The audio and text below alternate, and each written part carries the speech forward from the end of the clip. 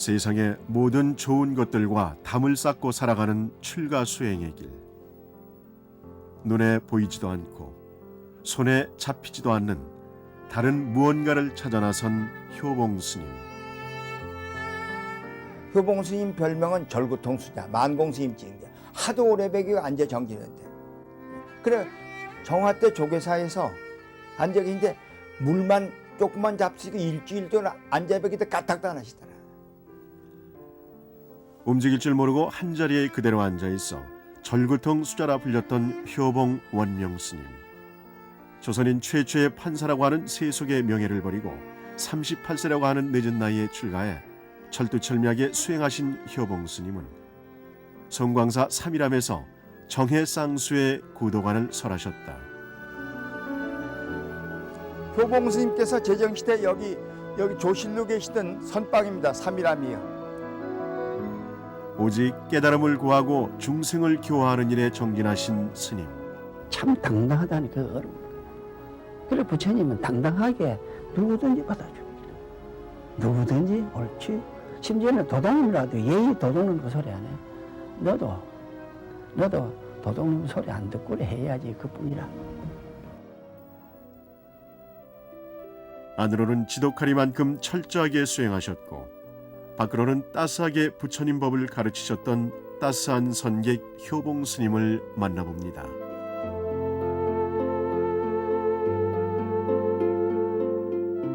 그런데 23년도에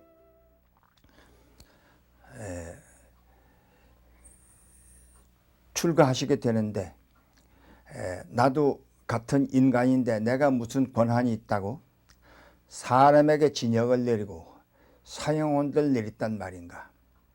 시와 비로소 옳고 그른 걸 판단해가지고 사람에게 진역을 내리고 사형원들 내린 판사 자리가 결코 괴로운 것이고 몸담을 것이 못 되는구나. 이래 가지고 출가하셔서 이제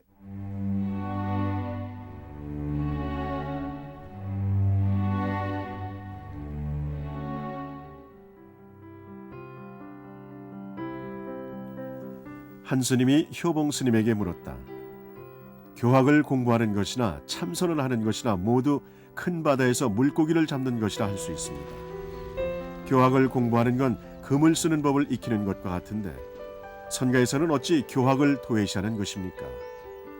이에 효봉 스님은 이렇게 말씀하셨다. 교학만 고집하는 분들은 그물로 고기를 잡으려 들겠지만 선가에서는 바닷물을 통째로 한 입에 삼켜버리는 것과 같습니다.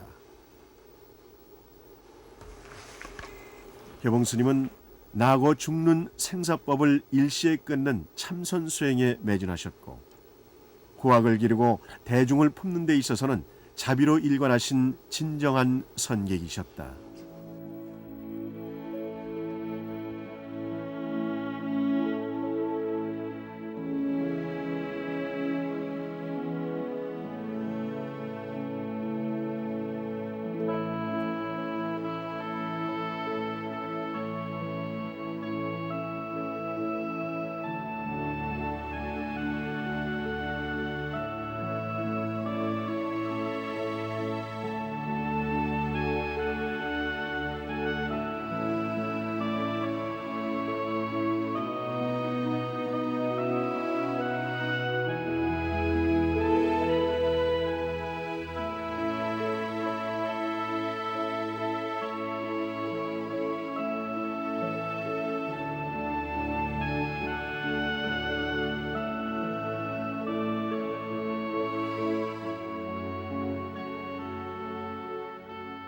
내 계행 청지하고 중노릇 잘하는 거 맞지. 남의 허물까지 얘기 안 하시잖아. 허봉스님 남 말씀. 그리고 너그럽고 원만하셔가지고 절대로 남이 다투고 시비하는 거 싸우는 거면 웃어버리시오. 참 부담이 없지. 좀 더 부담이 없고 인자스러워서 엄숙하게 보면서도 그대 이제 그 어떤 부위든지 간에 내가 좀 따라주겠다 싶으면 참 편안해요. 내가 좀 따라주겠다고. 좀 약간 뭔가 저 영감님이 좀 고약하다 싶으면은 그리 원래 효봉 스님이 넘보기에 자다라 모두 들어보면 부담을 주지 않는다 말을 그래 해요. 판사직을 내던지고 엿판을 둘러맨 채 방황하던 효봉 스님은 1925년 금강산 도인이라 불리는 석두 스님을 찾아 나섰다. 석두 스님의 말씀이 그럼 하나 내가 물어보겠다. 유점사에서 여기까지는 120몇 길인데 몇 걸음에 왔나고 물으시더래요. 몇 걸음에. 그래서 큰 선방울 한 바퀴 돌면서 이렇게 걸어왔습니다 하고 한 바퀴 돌고 우투 썼더니 옆에 있는 노장님들은 박수를 쳐주면서 10년 참선한 성객보다 지혜가 밝다고 칭찬해 주시더래요. 석두 스님은 고개를 끄덕끄덕 하시고.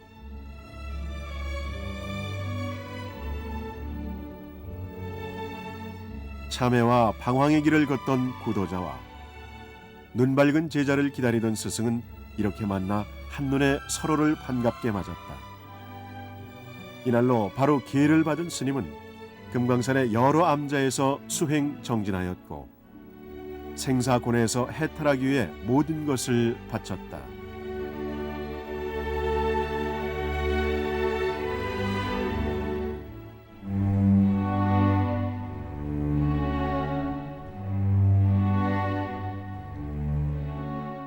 스님이 되자마자 대부분 금강산 신계사 법계암이라는 곳에 토구를 지어 놓으시고 담을 쌓아가지고 무문관이 있게 나갈 수 없고 어느 때는 선정 삼매 들었을 때는 며칠이고 밥이 갖다 놓은 게 그냥 있고 저기 있는지 모르고 스님이 계시는지 그리고 이제 빈 밥그릇이 나오면 살아 계시는구나 이렇게끔 다 했다는 거야. 선정 삼매 들 때.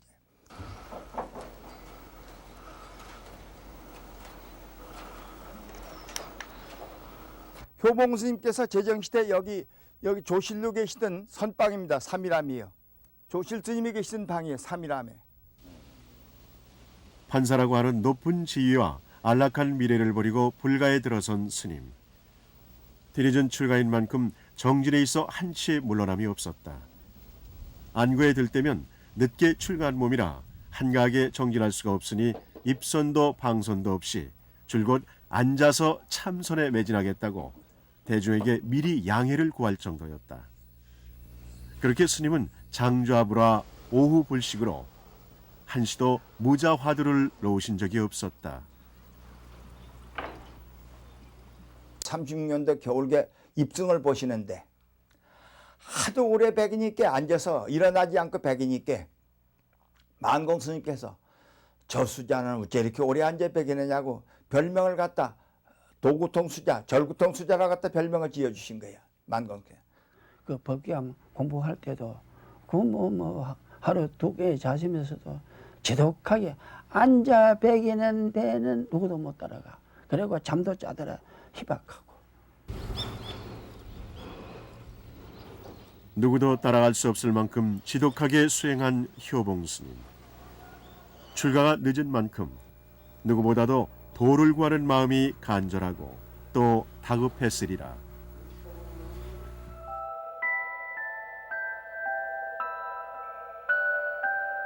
바다 밑 제비집에 사슴이 알을 품고 타는 불 속 거미집엔 고기가 차 다리네. 이 집안 소식을 뉘라서 알랴. 흰 구름은 서쪽으로 달은 동쪽으로. 스님은 1년 6개월에 걸친 필사적인 정진 끝에 마침내 무무관의 벽을 부수고 마음속에 갇혀있던 생각들을 말끔히 걷어냈다. 70년 전에 4월 20일 새벽에 고봉국사께서 꿈에 현몽을 대주시면서 저기 앞으로 효봉이라고 쓰라고 그래. 새벽 협자 봉을입니다. 그러면서 이제 그 전법기를 내주신 거 아니야? 번뇌진시의 생사적절하고 번뇌가 다 할 때 생사가 끊어지고 미세유주 유응단멸 미세에 흐르는 망상을 영원히 끊어버린대. 원각 대지가 상독도하니 원각의 큰 지혜가 홀로 스스로 드러나니 직현배가 과신불이라고 고봉국사께서 개성을 전해주시고 그래 놓고서 저기 효봉이라고 당을 쓰라고 했기 때문에 꿈 가운데 이루어진 게 그런 게 어째 보면 효봉스님이 17국도 아니야? 안 그렇겠어?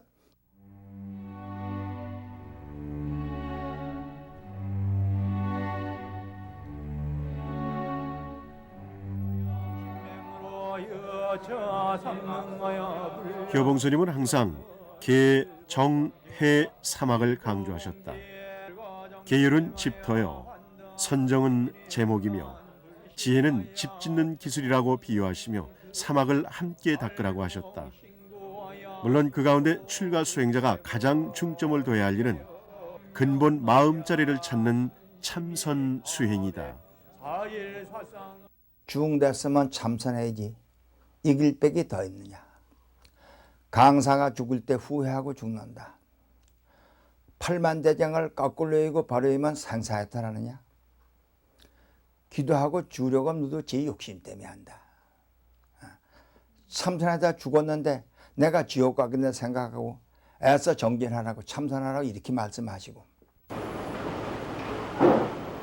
인간과 우주 만물의 일대사를 밝히는 근본 지혜의 종교 불교. 참선이란 모름지기 바닷물을 통째로 삼키는 것과 같다고 하신 효봉 스님. 그래서 스님은 근본 의문을 해결하는 일에 정진 또 정진하셨고 다른 일에는 크게 신경 쓰지 않으셨다고 한다. 근데 아주 엄숙하게 할 때는 그것도 1분도 안 가. 딱 그러면 언제 했던지 모르지 뭐. 그저 콕 집었지. 머리가 와서 콕 집어가 놓고 이놈아 하는 거 보이지.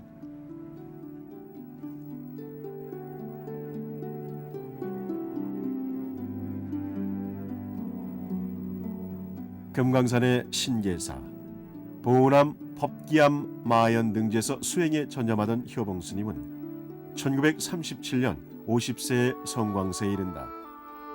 성광산은 효봉 스님이 가장 오랫동안 머문 곳이기도 하거니와 스님께서 늘 전생에 많이 살았던 것 같다고 하시며 유난히 좋아하던 절이기도 하다. 고려시대 보조국사 진울 스님이 정예결사를 세운 도량에서 스님은 삼일암의 조실로 10여 년을 머물면서 수많은 호학들의 눈을 틔워주고 길을 열어 보이셨다.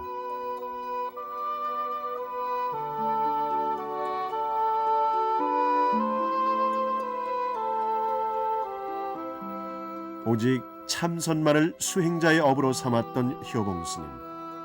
털끝만한 것도 부처님 계율에 어긋남이 없고자 했기에 스님은 무소유와 청빈의 삶을 사셨다. 효봉 스님은 어지러운 종단위를 수습하는 일에도 나섰다. 동산 스님, 청담 스님, 성철 스님 등 젊은 스님들의 뒤에서 화합과 포용의 덕을 보여주시며 말없이 힘을 보태주셨다.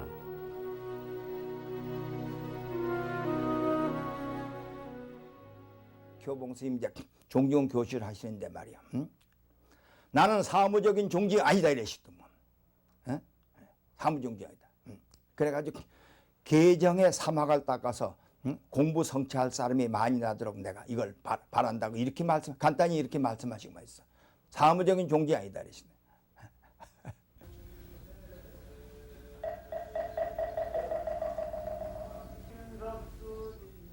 전쟁 때 피난길에 우연히 들르게 된 통영.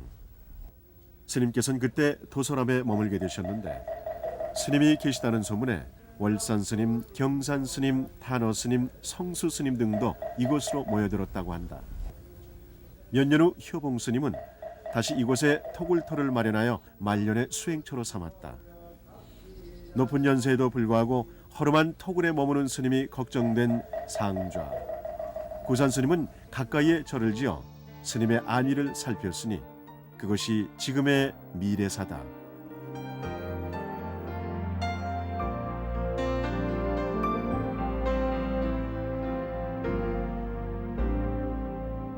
효봉 스님 내가 그랬어.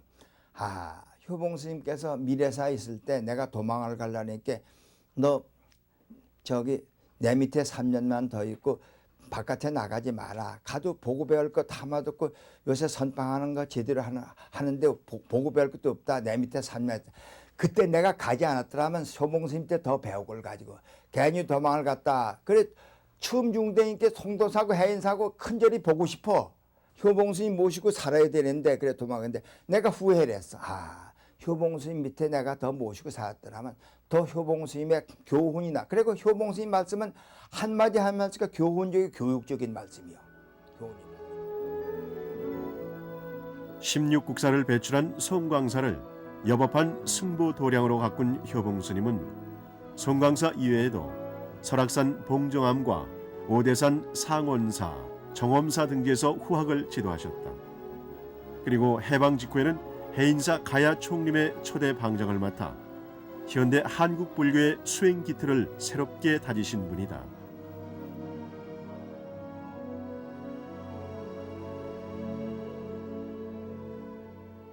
내 밥은 내가 해결하는 게 닭발이.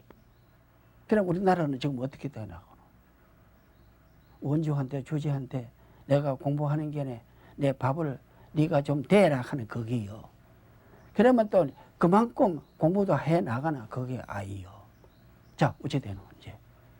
그래 효봉신 보고 뭐라 하겠노. 예의 밥도둑님이라고 하죠. 너 같은 놈이 어떻게 공부를 하노. 그건 너 같은 놈을 공부할 수가 없고 공부 좀 해봤자 들어줄 사람이 없다. 가운데에 이루어지는 힘이 없어. 말하면 그걸 실력이라 그래. 실력. 안 그렇게 해서 그 평을 그만 할 거야. 지금도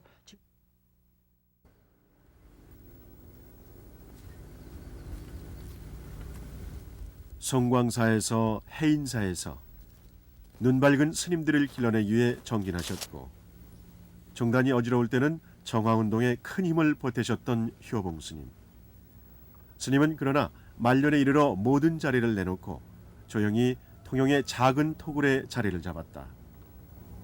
판사였다고 하는 화려한 명성조차 감췄던 분이고 그것이 알려지기라도 하면 바로 그 자리를 떠났던 분이니 청무원정과 종정의 자리조차 거추장스러운 건 어쩌면 당연한 일일지도 모른다. 지나온 수행길을 점검하며 당신의 깨달음을 갈무리하셨던 미래사에서 스님은 또 다른 후학들을 길러내셨다. 이곳에서 법정 스님은 수년간 효봉 스님을 시봉하며 깊고 넓은 가르침을 배웠고 고운 시인과 박완일 법사 역시 한때 출가 수행자로 이곳에서 스님의 가르침을 배웠다.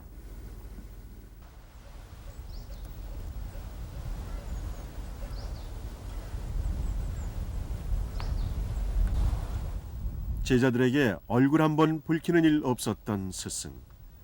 너그럽고 원만해 누구나 편하게 대할 수 있었던 스승.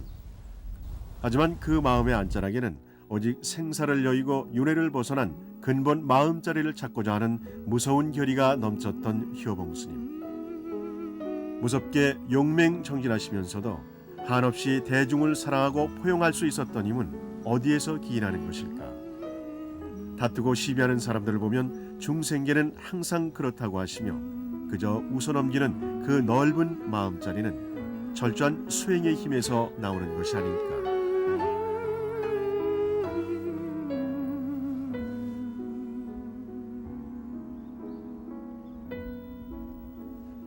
시주의 은혜를 무섭게 여겼기에 천능조차 아끼며 건박하게 생활하셨던 스님이지만 다른 사람들에게는 아낄 것 없이 모든 것을 내놓는 분이었다고 한다.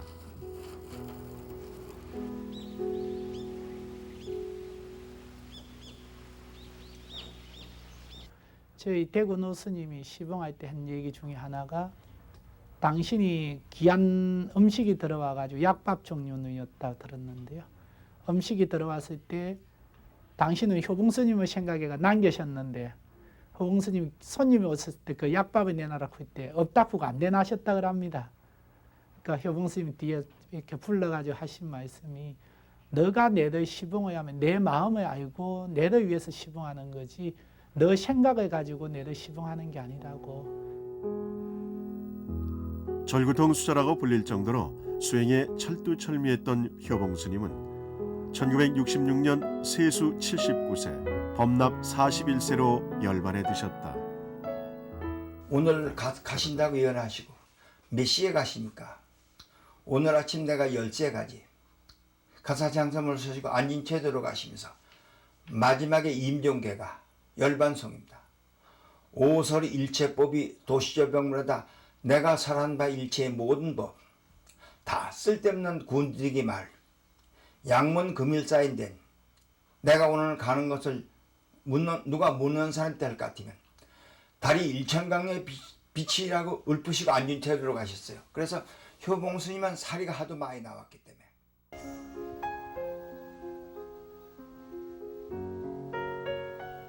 내가 말한 모든 법은 그거 다 군더더기.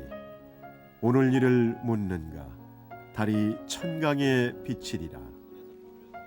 이렇게 열반계를 남기고 가신 효봉스님.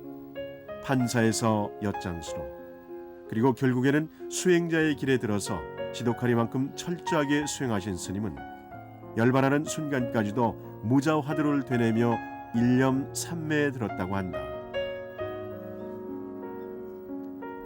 숲은 멀리서 바라볼 때 제대로 보이고 사람은 먼 훗날 돌아볼 때 분명하게 보인다고 하지 않던가. 온화한 미소를 간직한 따스한 선계. 구세로 갈수록 더 많은 이들이 스님을 기리는 것도 효봉스님의 올곧은 삶 때문이리라. 효봉스님 같은 큰 스님 상자가 된 게 다행스럽고 남보다 내가 참 스님을 잘 만났다는 생각. 그저 내가 쓸데없는 소리 많이 했다 그뿐이다. 당신이 저 임종에도 그런 게 내가 쓸데없는 소리를 내가 짓거리다가 간다 그런 거 말이야. 뭐 이런 소리 저런 소리 아무리 잘해도 잘하는 게 하나도 없다.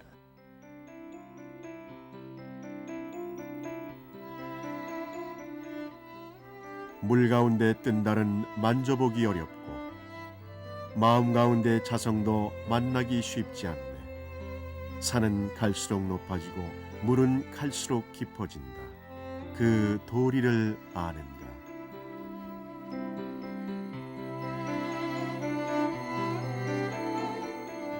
세속에서 살아가는 사람들은 누구나 더 많이 가지려고 하고 더 높이 오르려고 한다.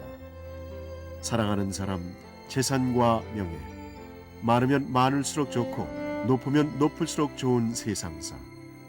하지만 있다가도 사라지고 높다가도 낮아지는 게 세상의 이치 아니던가.